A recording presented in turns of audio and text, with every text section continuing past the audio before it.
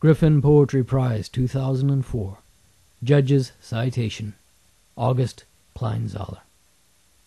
The Strange Hours Travelers Keep is a masterful collection of work from a poet who inhabits the energies of urban life more fully than anyone currently writing. If August Kleinzahler's poems notice birdsong, they do so by their own account as part of a mix: footsteps, traffic, fountains, shouts. There is something exhilarating about passages of verse which are so ferociously on the move, between locations, between forms, between registers. These poems swagger and swerve and sing, while their moments of grace are ruthlessly sudden and just as swiftly abandoned to all the other stuff that's happening in the universe. Kleinzahler's poems also talk a lot about music, and they themselves live in the miraculous conditional way that music does, finding their harmonies by moving forward.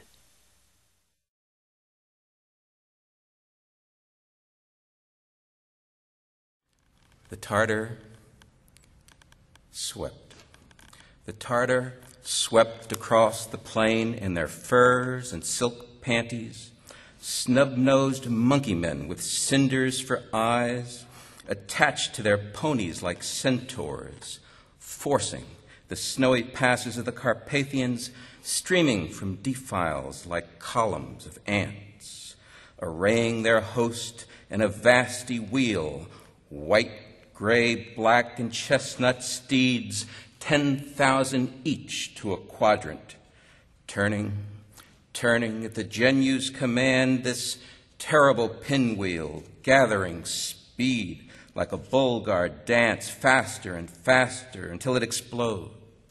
Columns of horsemen peeling away in all the four directions, hard across the pushta.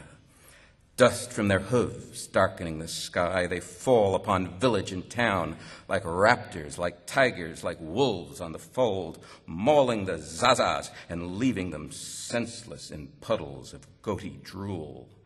Smashing balalaikas, ripping the ears off hussars and pissing in the wounds.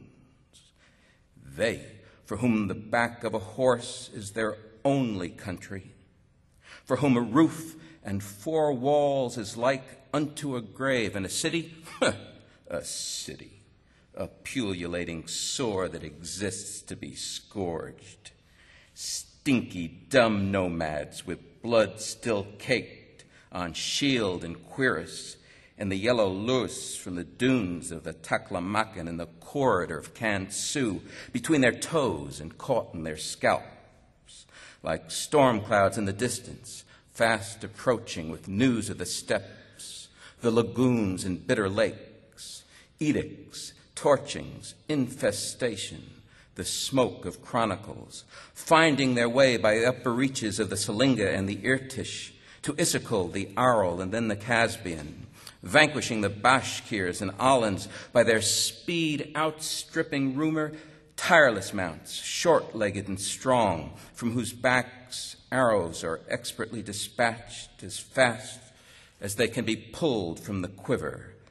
Samarkand, Bukhara, Herat, Nishapur, more violent in every destruction, this race of men which had never before been seen with their roving fierceness, scarcely known to ancient documents, from beyond the edge of Scythia, from beyond the frozen ocean, pouring out of the Caucasus, surpassing every extreme of ferocity from the Don to the Dniester, the Black Sea to the Pripet marshes, laying waste the Ostrogoth villages, taking with them every last cookie, then dicking the help.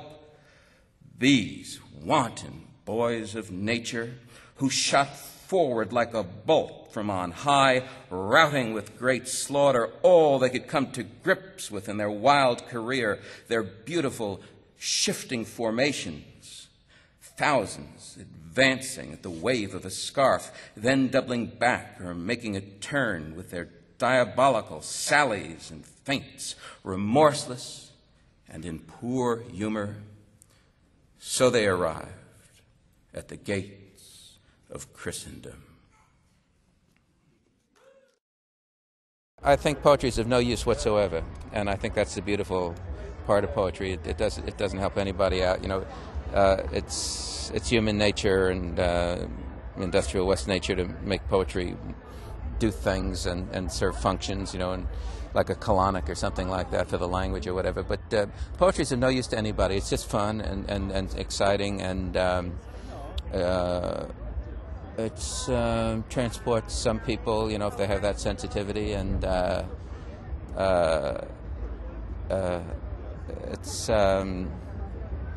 it's very nice to be paid attention to, but it's a very private, quiet activity, and it's not for everybody.